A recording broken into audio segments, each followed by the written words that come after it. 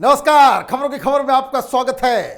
एक पुरानी कहावत है, 100 चोट सुनार की और एक चोट लुहार की। और प्रधानमंत्री मोदी ने आज एक ऐसा हथौड़ा चलाया जिसमें विपक्षी पार्टियां, ये लुटियन मीडिया, बॉलीवुड गैंग एक साथ सबकी हेकड़ी टाई टाई फुस हो गई, क्योंकि प्रधानमंत्री मोदी आज बड़े नाराज नजर आ रहे थे, गुस्से में थे वो। और वो द कश्मीर फाइल्स फिल्म के ऊपर जिस तरह की साजिश रची जा रही है, जिस तरीके से डिस्क्रेडिट किया जा रहा है, उसको लेकर उन्होंने कुछ और भी चीज़ें कही हैं। और जो गुस्सा, जो खबरें आ रही है वो ये कि ये फिल्म सिर्फ फिल्म ही नहीं रहेगी। अब इस फिल्म के जरिए उन तमाम लोगों को बाकायदा कानून के हिसाब से सजा भी दिलाई जाएगी जो लोग जीवित हैं और जिन लोगों ने हिंदुओं के खिलाफ वहां पे कत्ले आम किया। जो गुनहगार हैं वो बचने वाले नहीं हैं। वही संकेत आज प्रधानमंत्री मोदी ने अपने भाषण में दिया। और ये क्यों दिया और उसकी वानगी क्या है वो जरा सुनिए। इन दिनों आपने देखा होगा कश्मीर फाइल फिल्म की चर्चा चल रही है, और जो लोग हमेशा फ्रीडम ऑफ एक्सप्रेशन के झंडे लेकर के घूमते हैं वो पूरी जमात बौखला गई है पिछले 5-6 दिन से। और ये फिल्म का तथ्यों के आधार पर, आर्ट के आधार पर उसकी विवेचना करने के बजाय उसको डिस्क्रेडिट करने के लिए बड़ा मुहिम चला है, आपने देखा होगा। प्रधानमंत्री मोदी के लिए कोई ये फिल्म की बात नहीं है।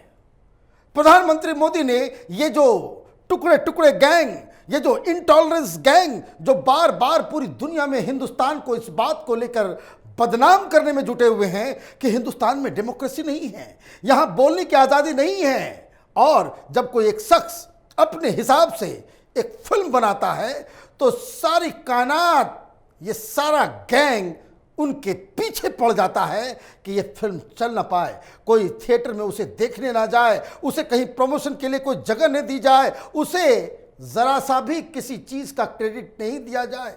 और ये डिस्क्रेडिट करने का जो खेल प्रधानमंत्री मोदी के सामने जब आया, जब विवेक अग्निहोत्री और प्रोड्यूसर और उनकी पत्नी प्रधानमंत्री से मिले और जब उन्होंने अपनी पूरी कहानी बताई कि किस तरीके का प्रॉब्लम वो फेस कर रहे हैं, इसके बाद आज संसद के अंदर भारतीय जनता पार्टी के जितने भी सांसद राज्यसभा और लोकसभा में उनकी मीटिंग हुई थी, जहां उन्होंने इस फिल्म का मुद्दा उठाया। लेकिन जो कुछ लोग ये कह रहे हैं कि फिल्म के बारे में प्रधानमंत्री ने क्यों बातचीत की, तो प्रधानमंत्री मोदी के सामने ये फिल्म इंपॉर्टेंट नहीं है। इंपॉर्टेंट है हिम्मत, इंपॉर्टेंट है सत्य और सच्ची बातें फिल्म के जरिए, कहानी के जरिए, साहित्य के जरिए, कविताओं के जरिए बताने की हिम्मत जो चाहिए, उसको आज प्रधानमंत्री मोदी ने आगे बढ़ाया। उन्होंने और क्या बातें की इस फिल्म के बारे में वो जरा सुनिए। एक पूरी इकोसिस्टम कोई सत्य उजागर करने का साहस करे, उसको जो सत्य लगा उसने प्रस्तुत करने की कोशिश की, लेकिन उस सत्य को न समझने की तैयारी, न स्वीकारने की तैयारी है, न ही दुनिया इसको देखे इसके लिए उनकी मंजूरी है। जिस प्रकार का षड्यंत्र पिछले 5-6 दिन से चल रहा है। मेरा विषय कोई फिल्म नहीं है, मेरा विषय है कि जो सत्य है उसको सही स्वरूप में देश के सामने लाना देश के भलाई के लिए होता है। उसके कुछ कई पहलू हो सकते हैं, किसी को एक चीज नजर आती है, किसी को दूसरी नजर आएगी। जिनको लगता है कि ये फिल्म ठीक नहीं हो, अपनी दूसरी फिल्म बनाए, कौन मना करता है। ये बात बिल्कुल सही है। कश्मीर के ऊपर पहले भी फिल्म बनी है, ऐसा नहीं कि कश्मीर के ऊपर ये पहली फिल्म बनी, लेकिन जो पहले फिल्में बनती थी उसमें आतंकवादियों को यूटिलाइज किया जाता था, बताया जाता था। उस तरह का नैरेटिव इस देश के अंदर में चलेगा कि आप आतंकवादियों को इस हिसाब से प्रस्तुत करें कि अरे बेचारा तो गरीब किसी टीचर का बेटा था, सिस्टम ने इतना परेशान कर दिया जिसकी वजह से उसने बंदूकें उठाई। कश्मीर फाइल्स जिन लोगों ने देखा और जो लोग इसकी कहानी से वाकिफ हैं वो जानते हैं इस बात को अच्छी तरीके से कि कश्मीर घाटी के अंदर हिंदुओं को बाकायदा कॉर्नर में ढकेल दिया गया। इस तरीके से उनके साथ बर्बरता की गई कि उनको अपने घर छोड़ करके टेंटों में रहने के लिए मजबूर होना पड़ा। और तब भी ये हिंदू इन्होंने बंदूक नहीं उठाई। दूसरी तरफ आप ये दलील देते हो आतंकियों के फेवर में कि चूंकि वो सिस्टम का मारा हुआ है। खैर, ये विवाद तो लंबा चलता रहेगा, लेकिन समस्या क्या है? समस्या ये है कि इस देश में सच बोलने वाले की कोई कद्र ही नहीं है। जिस हिसाब से कांग्रेस पार्टी ने इस मसले में अपने आप को खड़ा कर लिया, एक सत्य का प्रहरी बनकर केरल कांग्रेस पार्टी की तरफ से ट्वीटों का भरमार किया गया और यह बताया गया कि जो हिंदुओं के साथ जो वहां पे अत्याचार हुए वो जगमोहन ने किए। हकीकत क्या है? इस फिल्म में साफ साफ बताया जा रहा है। हकीकत क्या है? कश्मीरी पंडित जो टेंटों के अंदर रहने को मजबूर हो गए, उन लोगों की बात बताना इस देश में पाप हो गया। बॉलीवुड से कोई कुछ बोल नहीं रहा। और ये क्यों नहीं बोला जा रहा? प्रधानमंत्री मोदी ने यह भी कहा कि देखिए, इस देश के अंदर सत्य बताने के लिए फिल्म नहीं है। बॉलीवुड सिर्फ वो हीरो हीरोइन उल्टी पुल्टी चीजों को दिखाने में ही मशगूल है, और कोई शख्स सत्य बताता है तो लोग उसके पीछे पड़ जाते हैं। एक बड़ा मुद्दा प्रधानमंत्री मोदी ने उठाया। उन्होंने कहा कि देखिए, महात्मा गांधी को कोई जानता नहीं था, दुनिया में चर्चा नहीं होती थी, लोग जानते थे, वो एकेडमिक सर्किल की बात थी। लेकिन जैसे ही एक फिल्म बनी महात्मा गांधी की जीवनी के ऊपर, पूरा वेस्ट को यह समझ में आ गया कि कितने महान व्यक्ति थे। तो इस तरह की फिल्में बनाई जानी चाहिए। और उन्होंने कहा यह भी कि हिंदुस्तान में इस तरह की कहानियां तो बहुत सारी हैं।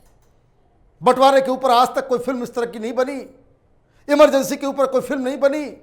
और अब जिस हिसाब से प्रधानमंत्री मोदी ने आगे आकर इस फिल्म की पैरवी की है, कई सारे डायरेक्टर्स को आज हिम्मत बली होगी कि वो भी इस तरह की, जो कह सकते कि डार्क हिस्ट्री ऑफ इंडिया, जिसे अब तक हिंदुस्तान की मीडिया ने, दलाल पत्रकारों ने और एकेडमिशियंस ने जिन सत्यों को छुपाया, उसे बाहर लाने का समय है।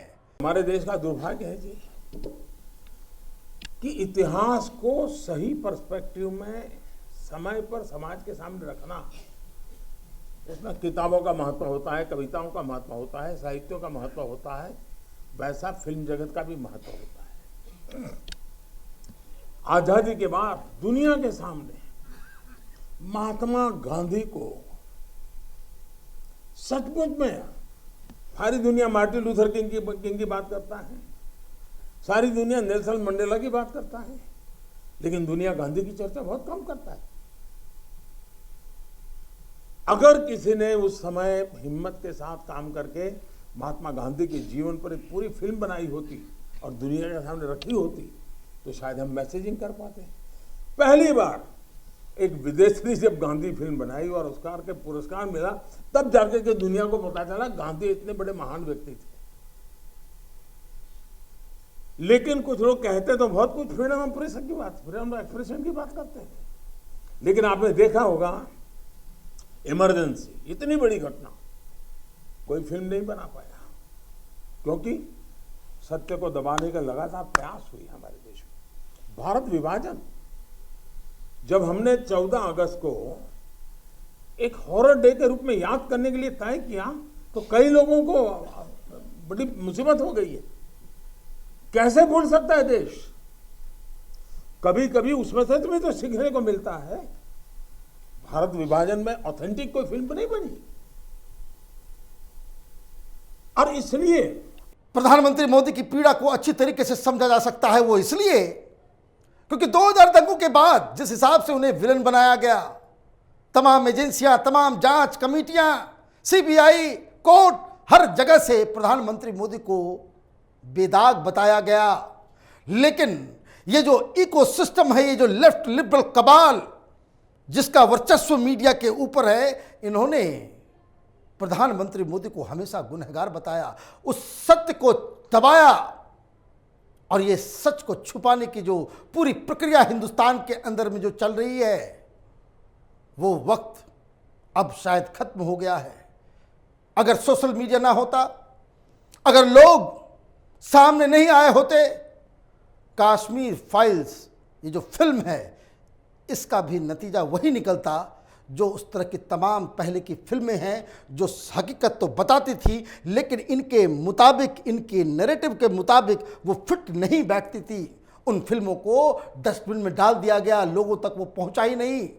लेकिन इस बार हुआ यही कि जनता सत्य के साथ खड़ी हो गई और अफवाह फैलाने वाले, उनका मुंह काला हो गया। और ये जिम्मेदारी देश के प्रधानमंत्री ने हर उन शख्स के कंधों पे दी है जो सत्य के साथ खड़ा होना चाहते हैं। उन्होंने अपने कंक्लूडिंग भाषण में यही बात कही। लेकिन उनको हैरानी हो रही है कि जिस सत्य को इतने सालों तक दबा करके रखा, उसको तथ्यों के आधार पर जब बाहर लाया जा रहा है और कोई मेहनत करके ला रहा है, तो उसको पूरी इकोसिस्टम लग गई है, पूरी इकोसिस्टम लग गई है। और ऐसे समय जो सत्य के लिए जीने वाले लोग हैं, उन्होंने सत्य के खातिर खड़े होना उनकी जिम्मेवारी होती है।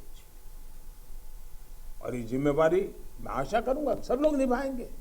प्रधानमंत्री की बात सही है, यहां किसी फिल्म के लिए खड़ा होने की आवश्यकता नहीं है, सत्य के लिए खड़ा होना आवश्यक है। वो इसलिए कि फॉल्स नैरेटिव, अफवाहें, झूठ, मिथ्या, इन सबको इंस्टीट्यूशनलाइज किया गया हिंदुस्तान में। सत्य को छुपाया गया और जो असत्य था उसे हमें सच बना करके पढ़ाया गया, लिखाया गया। अब जब इस तरह की चीजें सामने आ रही हैं, बाहर आ रही हैं, तो उन सब चीजों के खिलाफ आवाज उठाना भी लाजमी है। कश्मीर फाइल्स सिर्फ फिल्म नहीं है, और नहीं ये फिल्म सिनेमा में, थिएटर में चलने के बाद, सुपरहिट होने के बाद इसे भुलाया जा सकता है।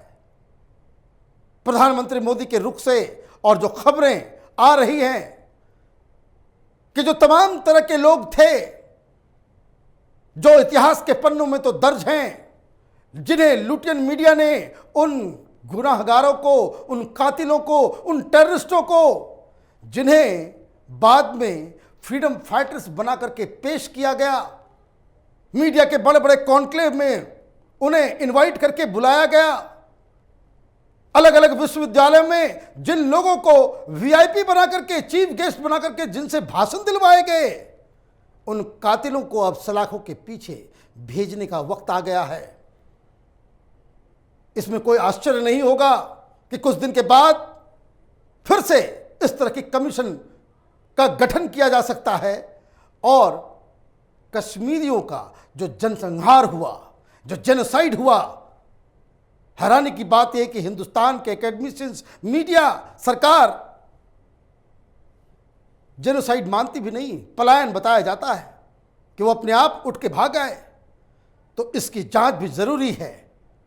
और जो जिम्मेदारी प्रधानमंत्री मोदी ने देश की जनता को दी है, अपने नेताओं को दी है कि सत्य के साथ खड़ा होने का वक्त आ गया है, तो ये जिम्मेदारी सरकार की भी बन गई है कि वो इस सत्य को न सिर्फ दुनिया के सामने लेकर के आए, बल्कि जो गुनहगार हैं उनको सलाखों के पीछे भेजें। चाहे उसमें कोई पत्रकार हो, चाहे कोई उसमें ह्यूमन राइट एक्टिविस्ट हो, चाहे वो आतंकी हो, चाहे वो कोई पॉलिटिकल लीडर ही क्यों ना हो, इन सब से हिसाब किताब करना अत्यंत ज़रूरी हो चुका है। आप देखते रहिए कैपिटल टीवी। हमारे वीडियोस को लाइक कीजिए, शेयर कीजिए और हमारे चैनल को सब्सक्राइब कीजिए।